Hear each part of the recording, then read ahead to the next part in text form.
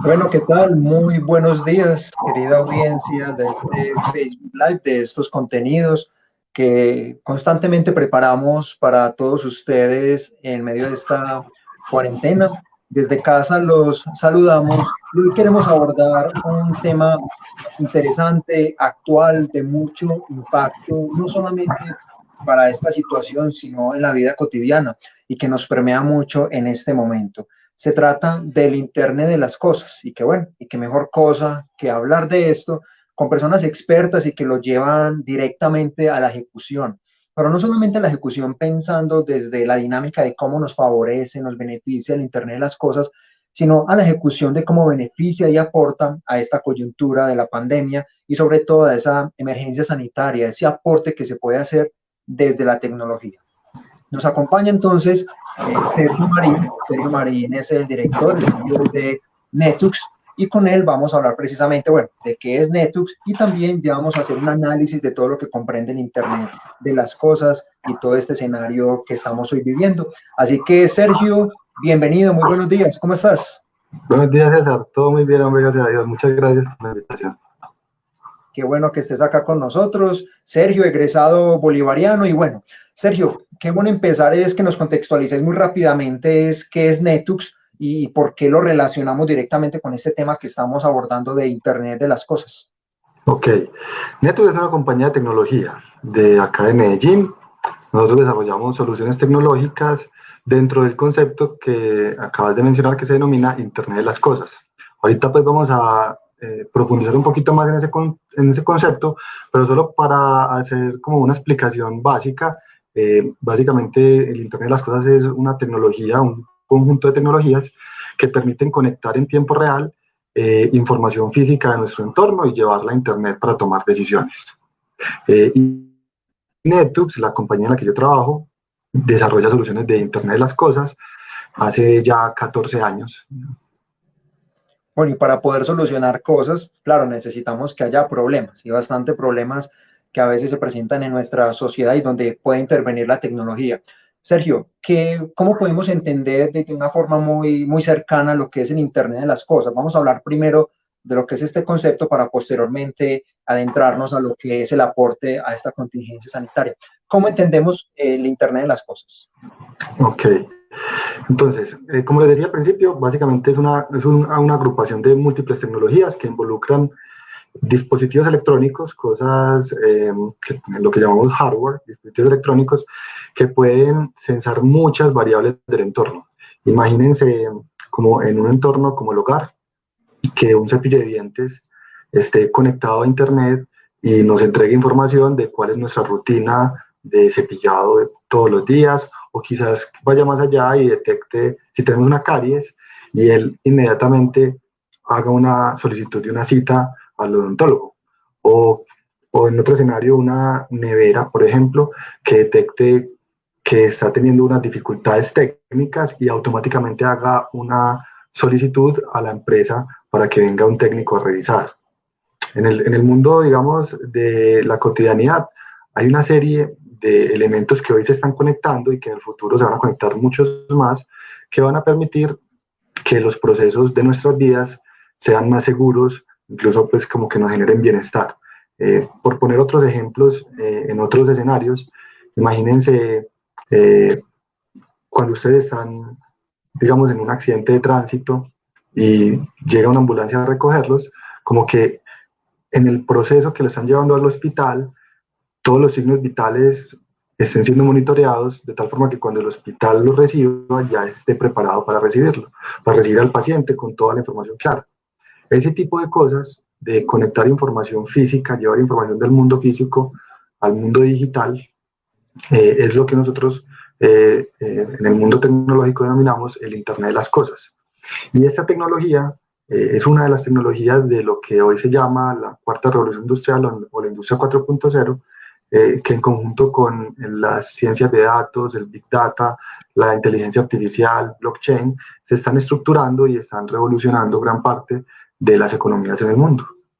El Internet de las cosas, entonces podríamos de pronto contextualizarlo, ¿a qué le apunta más, Sergio? A la agilidad, es decir, la inmediatez, al servicio, digamos, seguro, a la facilidad de pronto de la dinámica de todas las personas? ¿A qué, digamos, creo que le apunta más o es tan global que se puede entender como la red misma?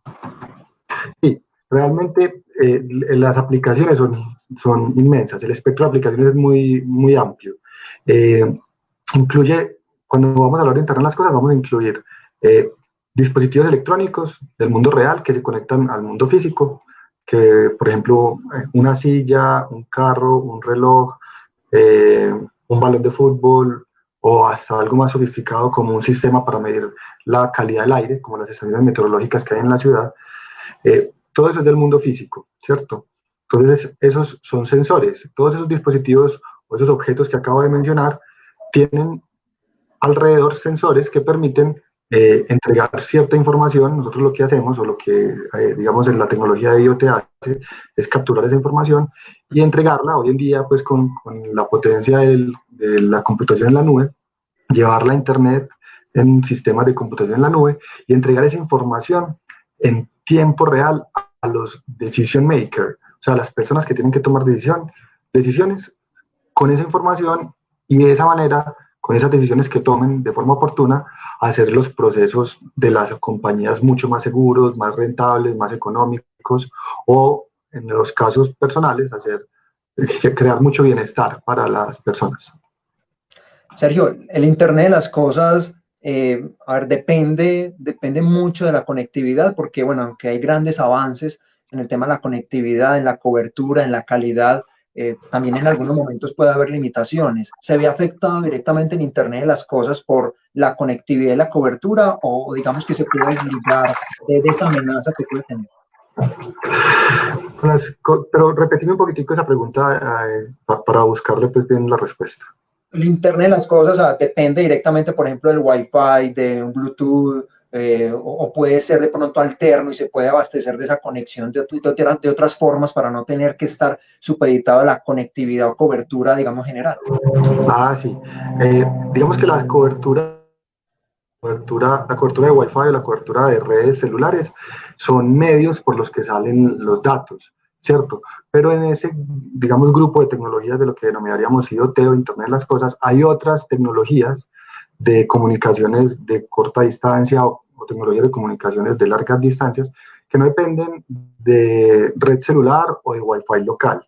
Existe un espectro muy amplio de tecnologías, está Bluetooth, están otras que son un poquitico más viejas, que se llaman protocolos que se basan en una capa pues, que se llama IEEE 802.15.4 y son unas capas que usan Zigbee, 6LoWPAN, unas tecnologías propias de las redes inalámbricas de sensores que eran muy industriales y que traídas hoy en día al mundo de lo que llamaremos IoT, salen a Internet a través de otras redes. Hoy hay unas que están, digamos, teniendo mucha fuerza que se llaman redes Narrowband, una red de tecnología que se viene pues muy fuerte para transmitir información de objetos en tiempo real que tienen poca capacidad de transmitir datos, o sea, que transmiten poquitos datos. Entonces está Narrowband, está LTE-M, que es una tecnología bien nueva que se viene. Y hoy en día se usa mucho lo que se llaman las redes LoRa, que son redes de largas distancias de comunicaciones con bajas cantidades de datos, ¿sí? Ahí está pues el tema del LoRa como tal. Las LP WAN, LoRa es una tecnología, la alianza LoRa es una tecnología que se utiliza mucho para eso, entonces nosotros hoy en día podemos montar redes de comunicaciones propias, las compañías, los individuos, pero también hay compañías que ofrecen eso, algo similar a lo que son los operadores celulares para IoT. Hay una compañía que se llama Sigfox, que es, digamos, muy reconocida y que en los últimos años ha empezado a desplegar una red específica para el tema de conectividad de sensores. Bien, saludos. En este momento nos saluda Ángelo Guevara desde Orlando, Florida. También un saludo de Guillermo Tálora desde la ciudad de Tunja, muy pendientes en torno a ese tema que tenemos de la Internet de las cosas. Sergio, hay un punto bien interesante y es lo de los hogares. Claro, el Internet de las cosas impacta y se beneficia y está para beneficiar pues muchas esferas, pero también los hogares, digamos que en el ciudadano el común que se puede ver más beneficiado, tocado por estas tecnologías. La capacitación, la asimilación de estas tecnologías, de la nevera, del cepillo de dientes, puede ser incluso pues, de la lavadora, de la aspiradora o de los limpiadores de pisos, incluso pues que abundan ya, en cuanto a su complejidad. Esto requiere de las personas que lo asimilan a algún cierto grado de complejidad. La ingeniería también en la usabilidad ha estado muy a la vanguardia de que esto sea más sencillo de funcionar. Sí, así es. Digamos que desde el punto de vista de ingeniería, como la mayoría pues, de conceptos de ingeniería, tienen asuntos de ciencia muy fuertes a profundidad, asuntos de física, de química, de matemáticas, que son, digamos, los que logran que las cosas funcionen y que pase la magia. Pero cuando uno desarrolla un producto de ingeniería que lleva muchos conceptos de ciencias a la práctica, para resolver un problema puntual, tiene que tener presente que los usuarios de esas soluciones o de esos productos son personas que quizás no estén muy familiarizados con los conceptos científicos, entonces tienen que ser desarrollados para que puedan ser usados, lo que hoy se denomina como el user experience, ¿cierto? Que esa experiencia de usuario sea muy agradable o muy sencilla. Hoy en día en este mundo de IoT hay unos retos muy grandes en ese sentido, porque las aplicaciones son muy amplias y cada aplicación implica que se piense muy bien cómo se puede buscar una solución, cómo esa solución puede ser, digamos, apropiada por un mercado, por unos usuarios, y que realmente a la hora de ser apropiada le solucione un problema, realmente sea una solución, simplifique, digamos, le simplifique la vida en la cotidianidad y quizás en lo corporativo le haga mucho más eficiente su trabajo, y no por el contrario sea una carga adicional, porque muchas veces pasa también eso, y es que las herramientas tecnológicas o los desarrollos tecnológicos, por el contrario, lo que deberían hacer, que es ayudar y a simplificar la vida, a veces la hacen mucho más complicada. Claro, entonces una persona pues que, claro, la nevera que te evita la caducidad de los alimentos, que te haga la lista, en fin, que resulta pues si no hay una interacción, una disciplina o asimilación de esta tecnología, pues bueno, si como usted lo dice, Sergio, pues puede ser algo traumático. A todas las personas que nos están viendo, escuchando, les recordamos que estamos con Sergio Marín, director del grupo Netux, y con él estamos hablando sobre el aporte del Internet de las cosas en este tema de coyuntura, de pandemia y de cuarentena. Hemos estado en la primera parte hablando de un contexto sobre lo que es el Internet de las cosas, ya hemos tenido este contexto y vamos a pasar entonces a lo esencial, a lo que nos interesa en este momento, y es ese aporte a esta cuarentena, a esta situación que estamos viviendo y que viven las ciudades. Puntualmente, Sergio, el Internet de las cosas, ¿cómo se ha vinculado, sin entrar ya de pronto en la pandemia, pero es cómo se ha vinculado a funcionar en las ciudades? ¿Cuál es ese aporte del Internet de las cosas en las grandes urbes o en las pequeñas? ¿Cómo se funciona para después ya entrar a analizar puntualmente lo del COVID-19? Listo. Digamos que como hemos hablado hasta el momento, el espectro de uso de las aplicaciones de Internet de las cosas es muy amplia, ¿sí? Desde aplicaciones que involucran lo doméstico, lo personal, ¿cierto? Como variables físicas de las personas, lo corporativo y hasta, digamos, dinámicas de ciudad o de gobierno.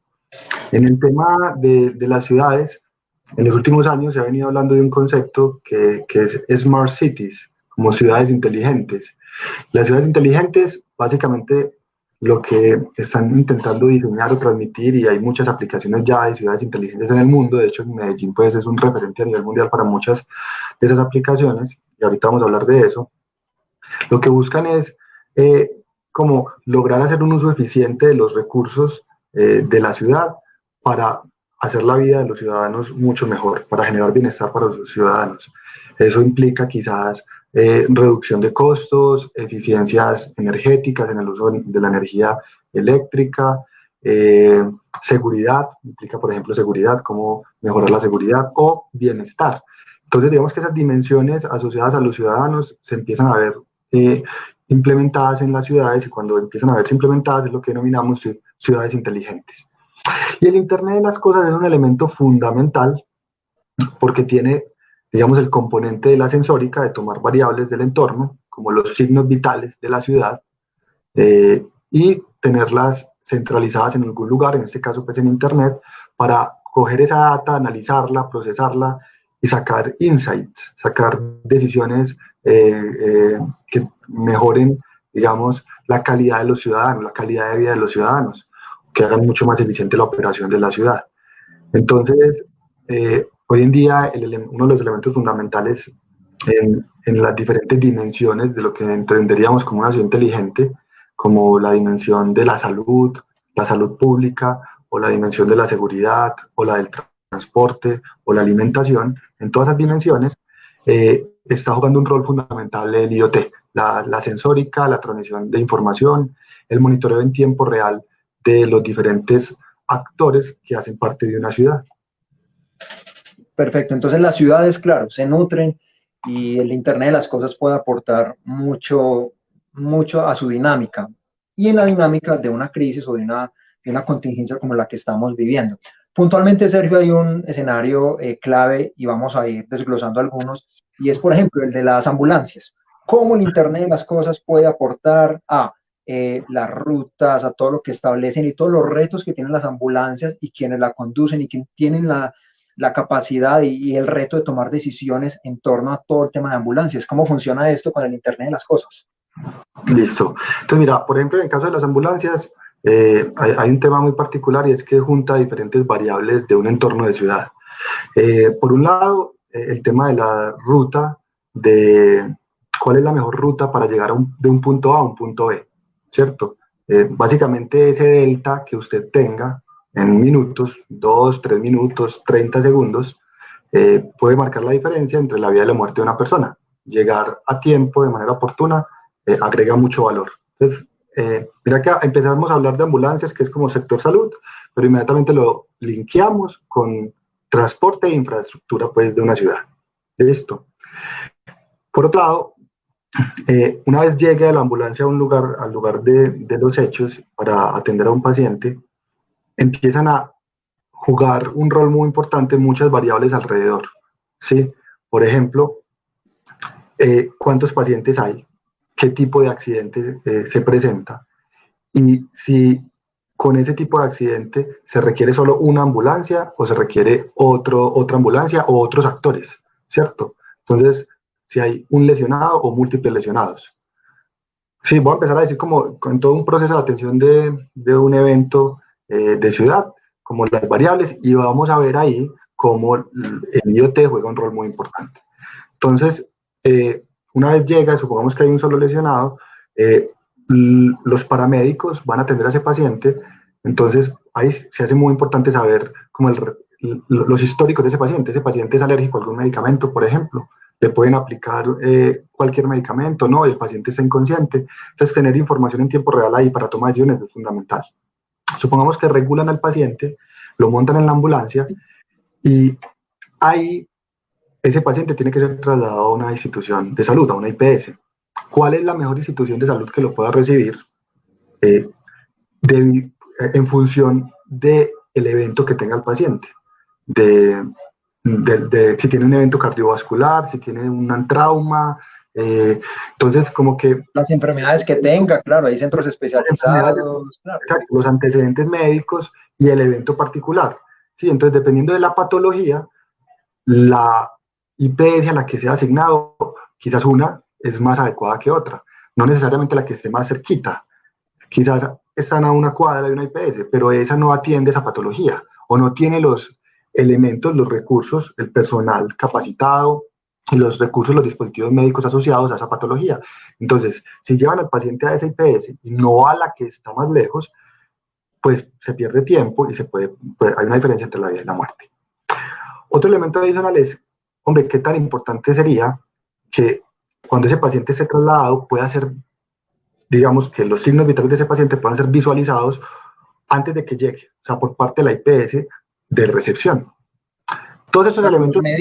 Que los médicos estén ya monitoreando al paciente cuando van a la ambulancia, que no sean los médicos o los paramédicos que están en la ambulancia. No los paramédicos, lo que se llaman los APHs, sino que sean los médicos los que estén monitoreando al paciente. Entonces, estos elementos que estamos hablando pues, de manera general, se pueden explicar en un caso completo en la ciudad de Medellín. Hoy Medellín, por ejemplo, todas estas cosas que acabamos de decir, cuenta con esa tecnología. Si hay un evento en un lugar de la ciudad, supongamos en la carrera, en la 80 con la 33, pues pueden hacer despacho automatizado según un montón de variables, hacer la recomendación del despacho, mandar la ambulancia y hacerle seguimiento en tiempo real. Una vez llega la ambulancia, reconocer la información del paciente, montarlo en la ambulancia, hacerle monitoreo constante de todo el proceso mientras que es trasladado a la IPS en cuestión, hacer la recomendación de la IPS más adecuada y que tenga los recursos disponibles para atender a ese paciente. Y todo eso centralizado desde digamos, el cerebro de la atención de emergencias de ciudad, desde donde hoy llamaremos el 123. Hoy Medellín es líder en ese tipo de tecnologías, no solamente a nivel de Colombia, es líder a nivel mundial. Hay gran parte de las tecnologías que estamos hablando y que pasan hoy en día en la ciudad, pues con estas herramientas, no hay en otras partes del mundo. Y se desarrolló con tecnología local, con talento local y obviamente pues con el liderazgo de la alcaldía de Medellín. Sergio, listo. Entonces ahí tenemos el escenario, toda esa ruta que tienen que tener los APH, los médicos, las ambulancias. No sé si lo mencionaste, bueno, no recuerdo, pero también hay algo esencial y es las IPS, o sea, la disponibilidad que tienen, digamos, en este caso, no solo para unidades de cuidados intensivos, sino también para, digamos, puntualmente casos en esta situación de COVID-19, no todas de pronto pueden estar en esa capacidad. Entonces, puntualmente se puede acondicionar ese Internet de las cosas para hacer ese filtro y que no es la más cercana, puede ser no la más apta, pero puede ser incluso la que a la cual se tiene que llevar esta persona porque está contagiada con coronavirus. Exactamente. Entonces, digamos que esa primera parte de la respuesta te la di en función de la pregunta técnica muy de ambulancias. Pero si le agregamos por el otro lado el tema de los recursos disponibles de ciudad, de clínicas y hospitales, de IPS, pues entra a jugar un rol muy importante lo que estás diciendo, y es qué recurso disponible tienen esas instituciones para poder atender a los pacientes. ¿Qué camas disponibles? ¿Qué tipos de camas? ¿Qué tipos de servicios? ¿Qué personal, qué profesionales en campo tiene disponibles? ¿Y qué equipos están disponibles? ¿Qué recursos técnicos y tecnológicos? Tomógrafos, resonadores magnéticos, equipos médicos. Digamos que esas cosas que acabas de mencionar de las IPS y sus recursos empiezan a juntarse y a hacer un match en lo que empezaríamos a denominar globalmente la dimensión salud de una ciudad inteligente. ¿Sí? ¿Cómo podemos medir los signos vitales de la salud de una ciudad con la tecnología IoT? Eso hoy en día, y vuelvo y reitero lo mismo, Medellín es líder en eso a nivel mundial, con lo que tiene y la tecnología que ha venido desarrollando durante los últimos años, y permite hoy mostrar las capacidades y el impacto tan potente que tiene poder mejorar la atención en el servicio de un paciente, la oportunidad de la atención, mejorar los tiempos de oportunidad de atención, que marca la diferencia entre la vida y la muerte. Entonces, no es trivial, y uno podría decir como no, pero pues eso se puede hacer como se hacía antes, que es llenando un formulario, haciendo un registro por teléfono o por radio, venga, cuántas habitaciones tiene, o cuántas camas, o qué recursos disponibles, o dónde están las ambulancias más cercanas, porque antes se hacía de manera manual, hoy se hace así en muchas partes del país, en gran parte del país y de hecho en muchas partes del mundo. Y uno puede ver la diferencia de cómo usando tecnología, de lo que estamos hablando hoy, pues de Internet de las Cosas en salud, Internet de las Cosas médicas, puedes hacer mucho más eficiente, pero mucho más eficiente la atención y descongestionar los servicios de salud, hacer un uso de los recursos muy óptimos y estar siempre como muy monitoreado para los casos particulares que estamos viendo en ese momento, en los que realmente tener una disponibilidad adecuada, un uso muy eficiente de los recursos limitados que tenemos, se hace fundamental para marcar la diferencia entre muchas cantidades de personas que puedan morir o que puedan vivir. Sergio, Van Rito, así aparece pues su usuario, en este caso nos plantea una pregunta. Vamos a ver pues si la podemos entender bien y es, bueno, saludos desde Medellín respecto al COVID-19.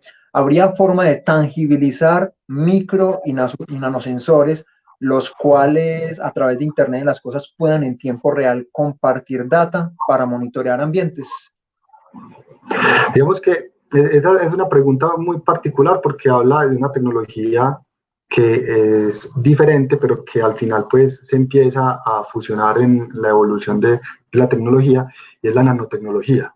Hoy en día, por ejemplo, UPB tiene formación en nanotecnología, se están desarrollando muchos sensores con aplicaciones de nanotecnología para medir en tiempo real cierta información.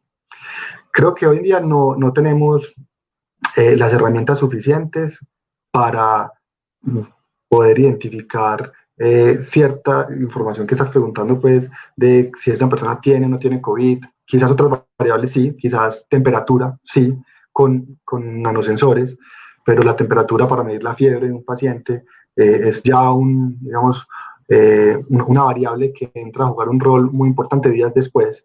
Entonces, la respuesta a tu pregunta es sí, sí se puede el tema de tecnologías de medición de parámetros médicos, pero hoy con la tecnología que tenemos a nivel mundial, quizás medir con nanosensores, creo que todavía está en desarrollo, todavía no está muy madura esa tecnología. Pero lo que sí tenemos en el mundo y de hecho tenemos en Medellín, pues podemos acceder en Colombia a esa tecnología, es la capacidad de medir signos vitales de pacientes.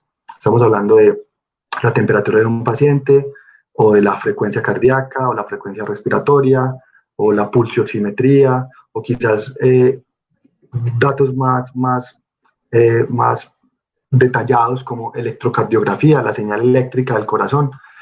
Y esas variables poderlas transmitir en tiempo real para que los médicos o las personas que toman decisiones, los especialistas, puedan actuar mucho más rápido. Si ven que una paciente está teniendo un evento cardiovascular y pueden validar todas esas variables, quizás pueden actuar más rápido incluso en el proceso de transporte y no tener que esperar hasta que llegue el paciente a la IPS. Bien, a las personas que están ingresando, les recordamos que estamos en vivo hablando sobre el Internet de las Cosas y el aporte que puede ofrecer precisamente a esta contingencia, a una pandemia y a los recursos que tienen las ciudades para abastecerse de la tecnología, para nutrirse de la tecnología, para resolver o para agilizar y también pues para cuidar de la vida de todos sus ciudadanos, elementos que desde la tecnología ya no solamente es el Internet para las personas, sino el Internet desde las cosas. Sergio, hay una pregunta, ahorita vamos a leer otras preguntas de las personas que nos están viendo y escuchando, y es el de la descentralización de la información. En este caso, esto presenta muchos datos, mucha información que viene acumulada de los pacientes, de las IPS, en fin, de varios aspectos. Es cómo funciona este concepto de descentralizar la información para que precisamente se tenga acceso a este y se puedan resolver o agilizar y tomar decisiones mucho más rápidas. Así es. Digamos que hoy en día, con las tecnologías habilitadoras que estamos teniendo en el mundo actual, que estamos en un mundo hiperconectado, las personas estamos dejando de jugar un rol solo de consumidores y estamos empezando a producir grandes cantidades de datos y grandes cantidades de información. Esa información o esa data que está siendo producida por las personas empieza a tener y a cobrar un valor muy, muy importante en la medida que se empieza a juntar y a procesar. ¿No? Datos solitos no agregan mucho valor cuando esos datos están estructurados con un contexto, empiezan a tener pues ya mucho más valor porque se convierte en información. Esa información en el marco de una toma de decisiones marca diferencia, ¿cierto? Agrega realmente mucho más valor. Entonces, lo que está pasando hoy en día es que la producción de la información está empezando a ser descentralizada, como decías vos. Y eso tiene muchas implicaciones. Implicaciones acerca de quién es el dueño de la data, el uso de esa data, la privacidad de esa data, ¿cierto? Entonces, uno muchas veces dice como que yo me descargo esta aplicación en mi celular, tan bacano que es gratis, ¿sí?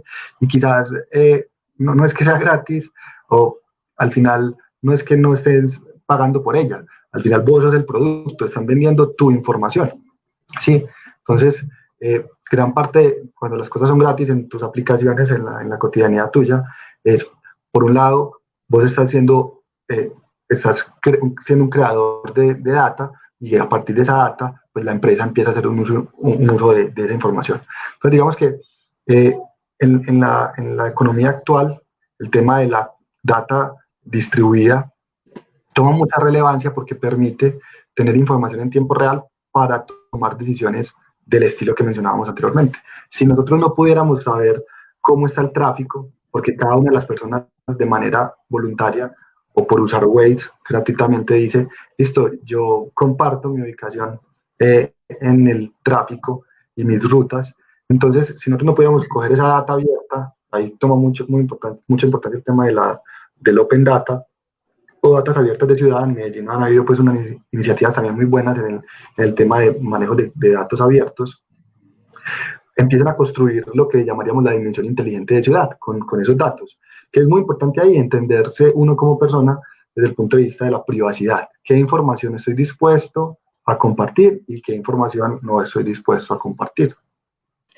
Sergio, el tema que tocamos de los datos, la privacidad, bueno, es a través de lo que veníamos hablando, bueno, generó pues como varios comentarios, muchas dudas, algunas pues que ya han sido resueltas por vos aquí directamente, pero por ejemplo Ángelo Guevara nos dice que tocar el punto muy importante de la privacidad y la seguridad del Internet de las cosas en Estados Unidos, así como en otros países, que la privacidad es fundamental, que le gustaría pues como su punto de vista en torno a esto. Y a esto se le suma también el comentario de Manuela Granda Guzmán, que nos habla también de tomando como ejemplo lo sucedido con Cambridge Analytica, de qué manera se puede sacar mayor provecho en Internet de las cosas sin tener que dar nuestra información. Bueno, ahí es un tema muy interesante porque, claro, toca la esfera privada, dejamos entrar el Internet de las cosas a nuestra nevera, al cepillo de dientes, a la aspiradora, en fin. Pero entonces, ¿cómo se maneja esto aquí, el tema de la data, la privacidad,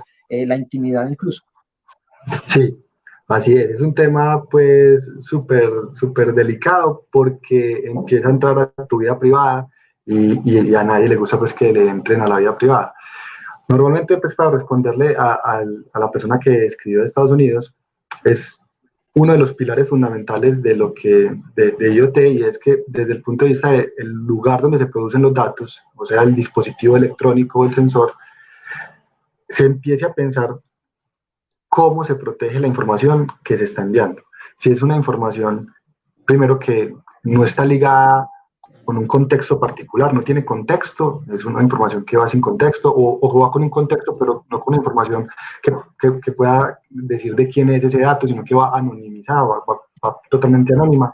Cuando hay datos anónimos, realmente gran parte de los datos que se usan para tomar decisiones en ciudades y en este tema pues, de datos abiertos, gran parte de esos datos tienen que ir anónimos, ¿cierto? Uno podría decir, yo tengo la información de 100.000 ciudadanos, de los signos vitales de esos ciudadanos, pero no cuál es el de Sergio Marín, si Sergio Marín tiene un tema cardiovascular o no, sino tengo los 100.000 ciudadanos de Medellín geolocalizados, quizás con una geolocalización, Y entonces con eso la ciudad puede tomar acciones, puede decir, bueno, ¿qué tal si ponemos, según esto, hay unos lugares que son más propensos para que las personas sufran de cardiopatías, quizás por la edad de las personas que viven en ese lugar?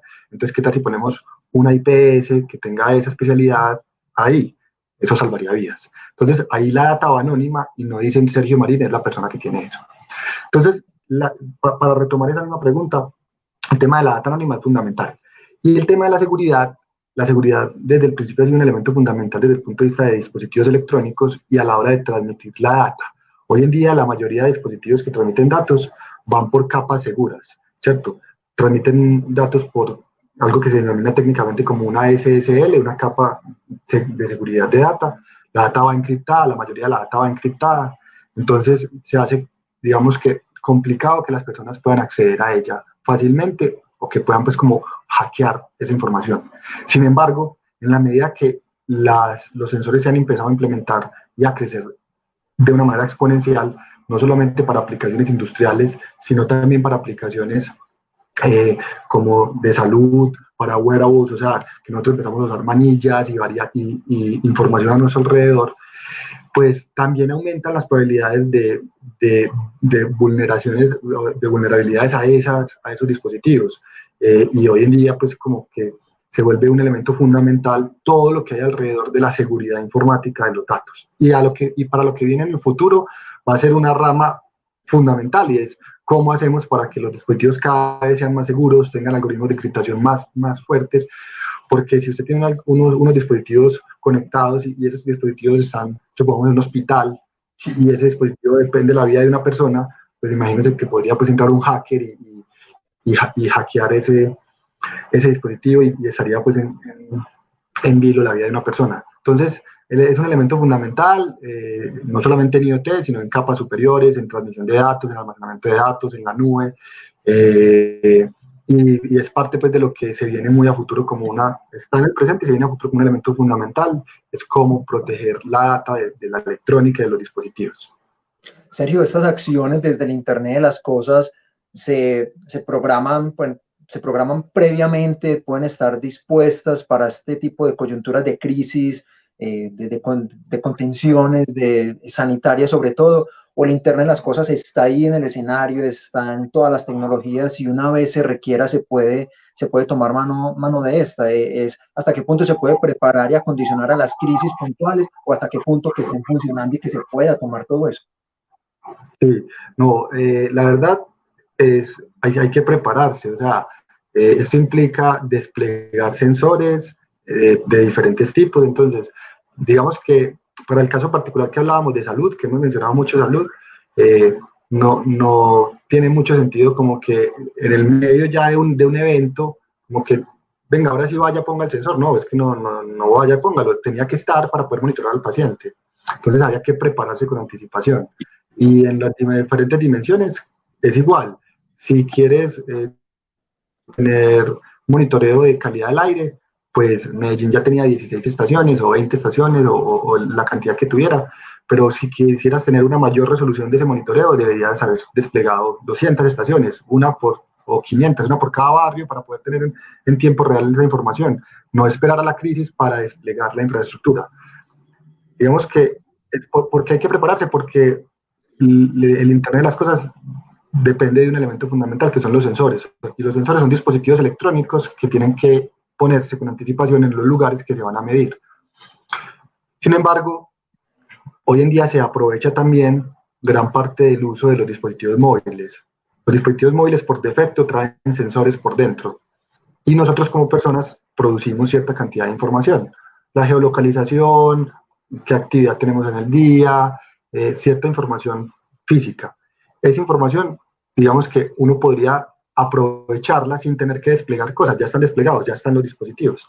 Entonces uno puede pegarse a esa información que están produciendo los ciudadanos y le adicionan los elementos de los sensores, la información que producen los sensores, que tienen que estar preinstalados, y ahí sí es que se construye la data para aplicaciones futuras, para tomar decisiones inmediatamente, para hacer modelos y a partir de los modelos tomar decisiones, o para entrenar un sistema con inteligencia artificial, con machine learning, con deep learning, entrenarlo y en la medida que se entrene, que el sistema sea el que dé las decisiones, entregue información de manera automática.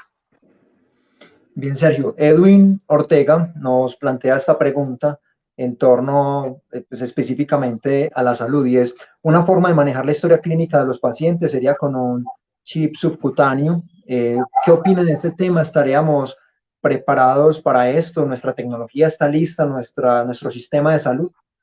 Sí, sabes que digamos que cada vez nos estamos preparando más. El tema del chip subcutáneo, la tecnología existe, solo que es muy invasiva, ¿cierto? No todas las personas pues nos gustaría que nos pongan algo debajo de la piel. Sí, pero espérate, pregunta. ¿Este chip estaría para los pacientes o para cualquier persona pues, que de la cotidianidad ya con ese chip o una vez estén allí en el hospital? Yo creo que si al final pues es historia clínica portable, porque vamos a hablar un poquitico de eso, debería ser pues como para todos los ciudadanos, como que todos tengamos nuestra historia clínica portable, de tal forma que si yo estoy en la calle caminando y me accidento, pues cuando llegue alguien, los paramédicos, pueden saber todo el registro clínico mío.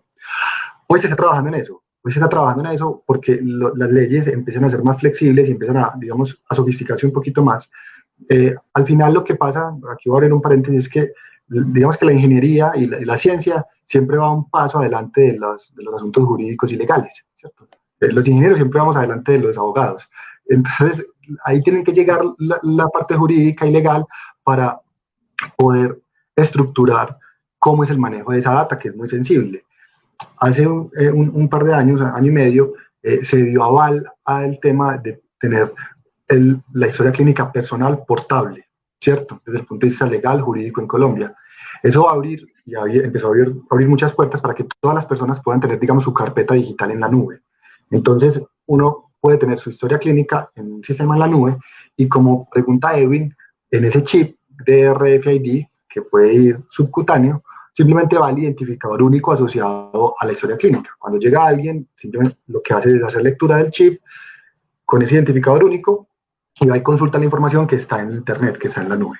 Entonces uno podría reemplazar ese chip, hoy se puede, de hecho hay gente que lo ha hecho ya, hay gente que le gusta meterse cosas raras, hay gente que le gusta pues, hacer cosas raras, entonces digamos que ese identificador, ese chip subcutáneo se puede reemplazar por un identificador único, un carnet, una banda, como las bandas que tienen las personas que montan en bicicleta o en moto, ¿sí? Que lleva pues como si es alérgico a algún medicamento, si el número de celular de los familiares, de la esposa, de la mamá.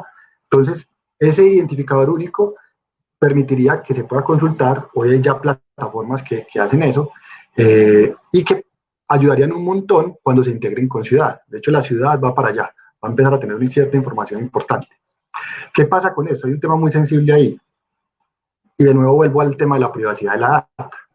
Y es que, por ejemplo, como lo decía Edwin, uno inmediatamente con eso se imagina como el gran hermano, ¿cierto? 1984. Como que, pucha, todo el mundo, el gobierno empieza a tener control y dominio de todas las personas.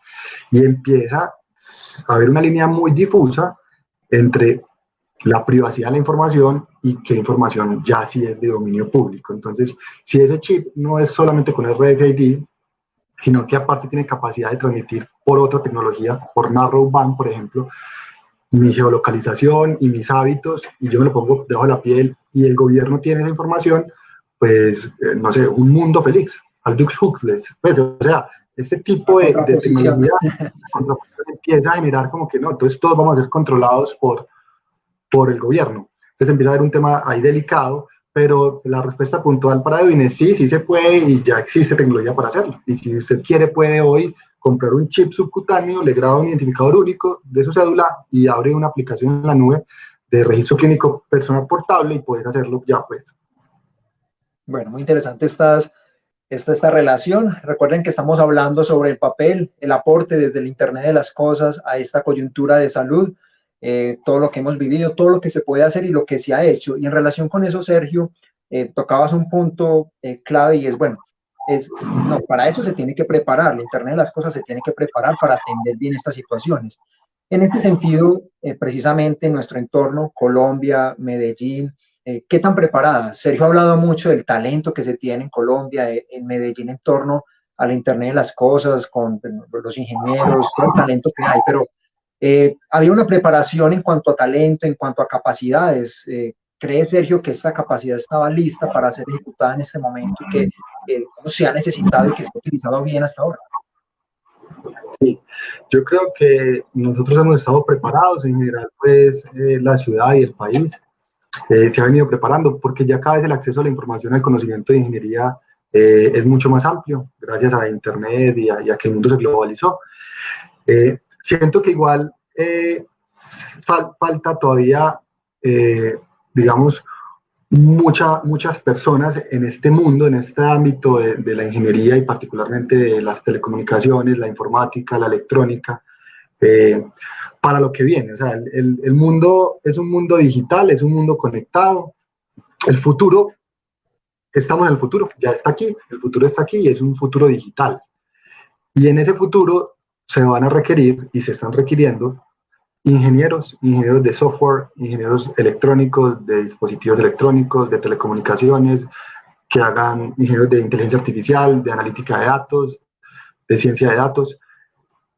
El espectro de las ciencias y de la ingeniería y la ingeniería aplicada, o sea, la tecnología, empieza a tomar un rol fundamental y relevante en la actualidad. Entonces, de hecho, por los estudios prospectivos que se tienen, realmente se van a requerir una gran cantidad de personas formadas en el área de ingeniería, en desarrollo de software. De hecho, yo siempre digo eso pues como en las charlas que tengo oportunidad de compartir, y es que en mi posición personal, todas las personas deberían saber programar, todas las personas, o sea, les deberían aprender a enseñar a programar en el colegio. No importa lo que vayan a estudiar en la universidad, no importa si quieren estudiar diseño, artes, derecho, deportes, no importa lo que vayas a estudiar o por la rama del mundo que te vayas a ir. La programación, escribir software, cómo escribir software, te ayuda a tener una estructura mental y a, la verdad, hacer tu vida mucho más fácil en los diferentes ámbitos de la industria, en los diferentes ámbitos económicos. O sea, para el mundo que se viene, o más bien para el mundo en el que estamos, es fundamental esa capacidad. Entonces, ahí pues habría una invitación a que realmente todas las personas, independiente de su rol, pues periodistas, todos deberían inquietarse con eso. Y no es un tema pues muy complicado, no estoy diciendo como que todos tengan que estudiar ingeniería a profundidad, ¿cierto? Física, dispositivos de estado sólido, entender pues como todos los elementos de ingeniería, no, pero sí entender cómo funciona la tecnología actual, en base a qué es cómo es la arquitectura de los computadores, la arquitectura de los sistemas computacionales y cómo uno como ser humano se comunica con ellos, que es básicamente como yo me comunico con ellos a través de codificar, a través de programar. Entonces, creo que todos deberían tener esa capacidad, todas las personas, independiente de la edad, pues no pasa nada. Hoy en día hay muchas formas de hacerlo, cada vez es más fácil, porque al final cada vez hay herramientas que permiten que escribir software, escribirle, hablar, pues como comunicarse con una máquina para que automatice una tarea sea mucho más fácil y no tienes que estudiar ingeniería muchos años. Puedes hacer un curso en línea y aprender rápidamente cosas que te permiten en tu cotidianidad, como decía Edwin, o como he mencionado algunos, hacer la vida mucho más fácil o apoyar pues en general a la economía. Hemos hablado de Internet de las cosas, pero claro, hay un concepto también muy interesante que ronda, digamos, es muy actualizado, y es el tema de la inteligencia artificial. ¿Cómo se relaciona, Sergio, directamente el Internet de las cosas con la inteligencia artificial? ¿Se puede establecer hasta dónde va uno, hasta dónde va otra? ¿Cómo se correlacionan? ¿Y cómo lo entendemos en esta coyuntura en cuanto al aporte del Internet de las cosas y la inteligencia artificial a estos retos de coyuntura sanitaria que vivimos? Total. Mira, claro que sí. La inteligencia artificial es la capacidad que estamos desarrollando en el mundo, en el que se han desarrollando en los últimos años y particularmente en los años recientes, para entrenar máquinas y entrenar modelos matemáticos o modelos que tienen que ver mucho con estadística para tomar decisiones o sacar datos de manera automática, ¿cierto? Entonces, como que vos, para poder entrenar un sistema, y enseñarle a un sistema, como un aprendizaje supervisado, aprendizaje no supervisado, para enseñarle a ese sistema a decirle, mira, ante estas entradas, esta es la salida esperada, ¿cierto? Como es un proceso de aprendizaje natural, se requieren esas entradas, esos inputs. Normalmente esos inputs los entrega el IoT. En los últimos años se requieren inputs que son variables físicas, datos, esas variables físicas del entorno, esos valores de esas variables físicas, la temperatura de un paciente, la temperatura ambiente, la humedad relativa ambiente, la temperatura de una nevera, la electrocardiografía, la saturación de oxígeno, todas esas variables son datos, esos datos son el input. Entonces, ¿cómo se relaciona el IoT y la inteligencia artificial? El IoT entrega los inputs, los datos de entrada, para que aquí modelos matemáticos o de entrenamiento de sistemas permitan que esos datos, que los sistemas se entrenen y las salidas de esos sistemas se adecúen a lo que para nosotros es la salida adecuada ante ciertas entradas, ¿cierto? Entonces, básicamente, para responder a la segunda parte de tu pregunta, ¿cómo en estos casos de salud se puede aplicar el IoT con la inteligencia artificial?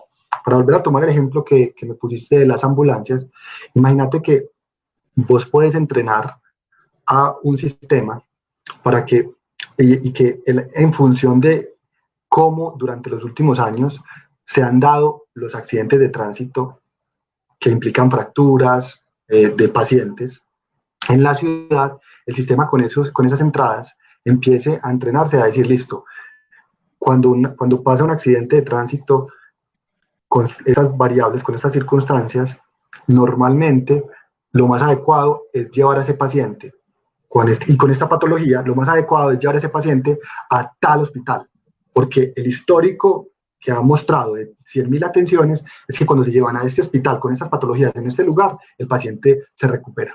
Cuando se lleva a estos otros, la probabilidad de que se recupere es menor.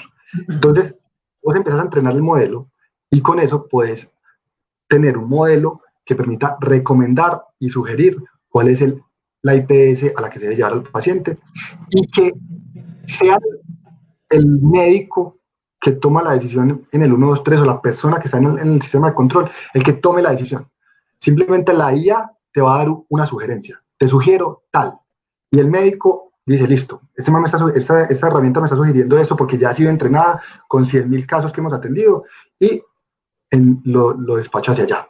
Ese es un ejemplo de cómo esa inteligencia artificial funciona y cómo ya está empezando a funcionar en Medellín. Medellín empieza a funcionar así como acabo de mencionar, ¿cierto? Como entreno con todos los casos anteriores y puedo dar una recomendación. Y voy a ir un poquito más allá, también para hablar un poquito más de inteligencia artificial. Hablamos ahorita del ejemplo de que los pacientes de hecho en Medellín funciona también así, los pacientes que tienen traslado están siendo monitoreados en tiempo real, con un esquema de teleasistencia, un sistema de teleasistencia que se montó en Medellín. Entonces, con ese sistema uno puede transmitir los signos vitales del paciente en tiempo real. Temperatura del paciente, frecuencia cardíaca, gráfica pletismográfica, la gráfica de la saturación de oxígeno, la presión arterial, la electrocardiografía, esas variables médicas que usted empieza a transmitir. Si usted tiene toda esa data histórica de 100.000 pacientes atendidos, 15 minutos, 12 minutos de datos de electrocardiografía, de signos vitales y de geolocalización de un punto A a un punto B, usted puede entrenar un sistema, y es lo que se está empezando a hacer, para que ese sistema le dé recomendaciones al médico, le diga, pilas, con las variables de signos vitales que este paciente está teniendo, muy probablemente lo mejor que hay que hacer es enviarlo a esa IPS, porque ya está entrando en un momento en el que necesita una atención cardiovascular especializada. Entonces, ahí es donde entra la potencia de la inteligencia artificial, ¿sí? Cómo entrenamos los sistemas para que nos den recomendaciones y nos ayuden a tomar mejores decisiones. Y en función de eso, salvar vidas.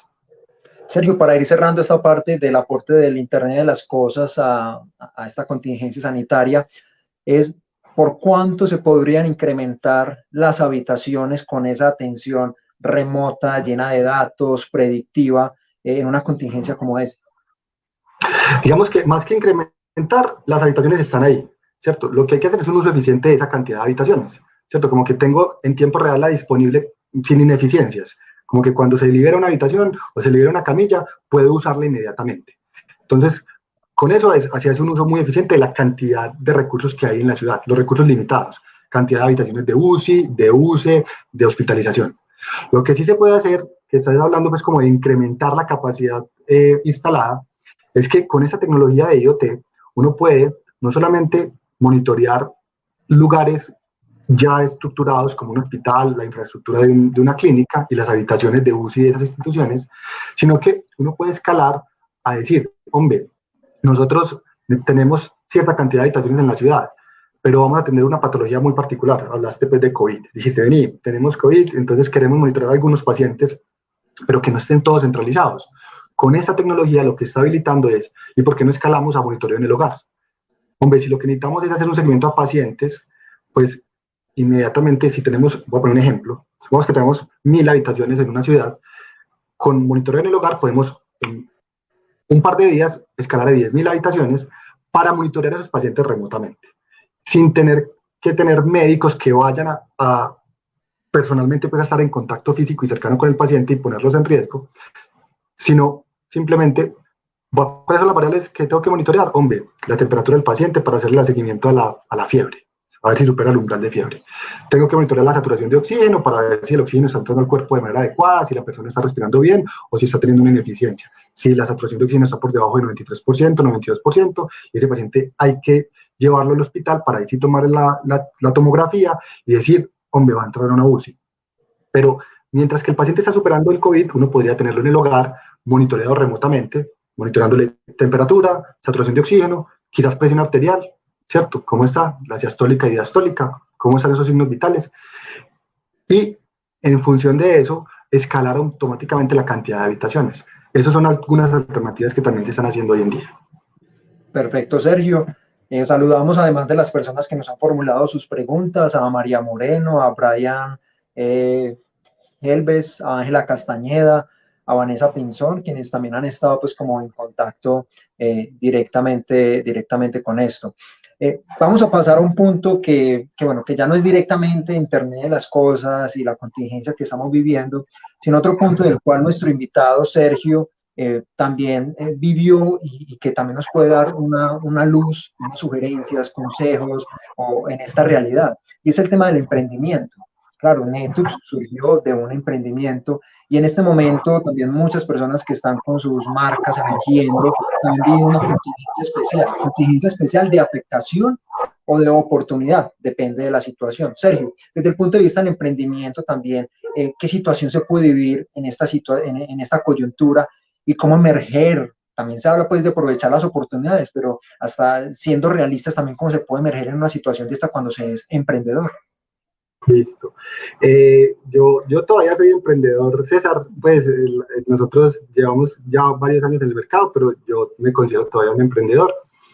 Esta situación es muy complicada, no solamente para los emprendedores, sino para todas las empresas en general, empresas consolidadas, empresarios, y para todo el mundo en general, ¿cierto? Estamos en una situación que muy pocas veces en la vida, digamos en la historia de la humanidad se han vivido, muy pocas veces en la historia de la humanidad. Nosotros hasta cierto punto, yo digo, hombre, también somos privilegiados porque nos tocó vivir una situación como la que estamos viviendo, con muchas capacidades tecnológicas, con un mundo conectado y con unos avances en ciencia que seguramente la forma como lo estamos abordando ha sido mucho, mucho mejor y con mayor bienestar para todos que si nos hubiera tocado hace 20 años, 50, 100 años. ¿Listo? Entonces, como emprendedores, para responder tu pregunta, el emprendedor yo creo que está acostumbrado pues en términos coloquiales, como al sufrimiento, ¿cierto? Y a trabajar con las uñas y a trabajar con recursos limitados. Entonces, para el emprendedor en general, aunque es un momento complicado, también es algo que le prueba como que la capacidad de reinventarse rápidamente, tomar decisiones y pivotear. Quizás es más difícil, creo yo, para los empresarios consolidados y empresas muy grandes que tienen un gasto mensual mucho más alto que un emprendedor. Entonces, si eres un emprendedor pequeño, es como una compañía de 2 personas, 3 personas o de 10 personas, uno tiene que estar privilegiado, pues uno tiene que sentir como que puta, menos mal me tocó en esa etapa. Netux, pues como Netux tiene 60 personas, el equipo completo pues con las otras compañías son cerca de 90 personas. Entonces uno dice, bueno, listo, son 90 personas que hay que mantener. ¿Cómo funcionamos con 90 personas? Pero hay empresas de 600 personas, 900 personas. Eso la tienen más duro. Y el que tenga 9, pues la tiene, yo digo que un TOL es más fácil y el que es 1 o 2 es, digamos, aún más fácil. Pero ¿qué creo que hay que hacer ahorita? Pues buscar oportunidades. Buscar oportunidades, no lamentarse, sino, listo, ¿qué puedo hacer? ¿Cómo bajo el consumo de energía? Yo lo llamo entrar en hibernación, como un computador, como que hay que entrar a un consumo mínimo de energía, que es un consumo mínimo del punto de vista económico, las salidas económicas, y que todos aporten en un emprendimiento. Todas las personas del equipo deberían estar alineadas como que, hombre, entre todos tenemos que salir adelante. Entonces, todas las personas del equipo vamos a poner un poquito, vamos a bajarnos el salario por acá, vamos a inventar ese nuevo producto, vamos a trabajar más, nos va a tocar trabajar más, pues el doble para poder salir adelante con las nuevas cosas que se están requiriendo. Yo creo que al final es una cuestión de actitud. Claramente estamos en una situación muy complicada, pero podemos salir adelante si nos juntamos, ¿cierto? Yo particularmente tengo una posición con respecto a este tema, y es que también este tipo de crisis permiten que los mercados hagan una corrección. Hay muchas compañías, y particularmente en el mundo del emprendimiento, más que emprendimiento tradicional, el mundo de las startups, ¿cierto? Como esas compañías con crecimiento exponencial, un impacto global, que empiezan a tener valores, pues se empieza a crear como alrededor del mundo de las startups un tema de que usted crea una compañía y al otro día ya está levantando capital con montos muy grandes y valoraciones que creo yo son exageradas. Empieza a crear una burbuja. Y esta situación es una corrección de mercado. ¿Quiénes van a sobrevivir? Muy poquitos. Van a sobrevivir los que estén creando valor, los que realmente tengan una compañía rentable, que sepan hacer rápidamente sus compañías rentables, que sepan que tienen que saber hacer plata, pues tienen que saber que tienen que vender más caro de lo que vale la operación, que ese delta es fundamental desde el punto de vista financiero. Y no, como veníamos hasta hace poquito, que creo yo que es una burbuja, que muchas compañías y emprendedores que llevan pocos años en el mercado, o al menos es un emprendedor de diapositivas, tiene un par de diapositivas, ya dicen, tengo una compañía de miles de millones de pesos sin hacerla rentable, sin hacer realmente, sin tener rentabilidad en la compañía. Entonces, a esa las va a golpear mucho. Pero para mí es una corrección de mercado. Una compañía que no esté siendo rentable hoy en día tiene que pensar, una startup tiene que pensar rápidamente, listo, ¿qué hago para ser rentable? Tengo que bajar mi planta de personal al 50%, el pricing es diferente, pero no vender humo, tengo que vender cosas que hagan que esta compañía sea rentable. Bien, Sergio, y para ir entonces ya así terminando, Angélica María Gil Pilonieta nos plantea una pregunta que cabe pues como es muy relacionada en torno a este tema que estamos abordando ya al final, y es ¿qué desarrollos tiene precisamente Netus relacionados con esta tecnología que pueden aportar a la solución de la situación del COVID-19? Aquí sí directamente puede, Sergio, el trabajo de Netus. De una, sí. Sí, Netux, de hecho, pues todos los ejemplos que yo mencioné, el tema de las ambulancias, de la ciudad, del monitoreo de las IPS, de la disponibilidad de recursos, de camas, habitaciones, de seguimiento de pacientes, pues lo menciono como con esa facilidad porque es tecnología Netux. O sea, toda esa tecnología es desarrollada por Netux. De hecho, la que hoy usa la ciudad es toda tecnología desarrollada por Netux. El monitoreo de pacientes, trazabilidad de ambulancias, toda la analítica para el procesamiento y asignación de ambulancias, los recursos de ciudad. Hoy, de hecho, estamos jugando un rol muy importante en el tema de COVID en la ciudad y esperamos en la medida de lo posible que esto se pueda escalar rápidamente al país para poder ayudar a otras regiones. Pues bien, Sergio, emprendedor bolivariano, egresado bolivariano, muchas gracias por acompañarnos aquí en este Facebook Live, en este análisis, en este, digamos, recorrido por el aporte del Internet de las cosas a esta contingencia que hemos tenido acá. Bueno, una última pregunta, Sergio, ¿cómo se maneja, cómo se estructura todo esto desde la casa? ¿Alguna limitante o la verdad esto no tiene límites pues para una presencialidad? No, pues yo creo que las compañías de hoy en día ya también tenían que estar muy preparadas en lo virtual. Hoy hay muchas herramientas digitales para el mundo de la comunicación, pues esto que estamos haciendo, estas herramientas de Teams, de Microsoft o Slack, el tema pues de la virtualidad creo que nos cogió en un momento en el que estábamos muy preparados como humanidad para atender esta situación.